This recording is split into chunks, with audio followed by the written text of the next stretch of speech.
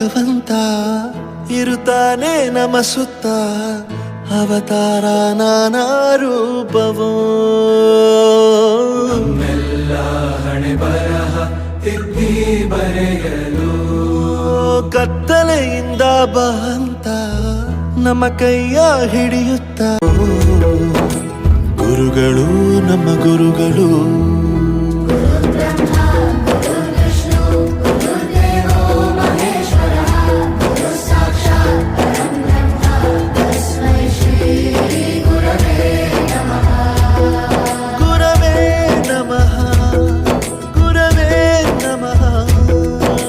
ಬಳಪ ಹಿಡಿದ ಭಗವಂತ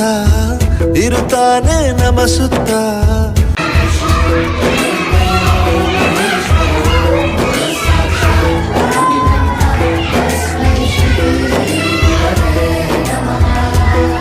ಗುರವೇ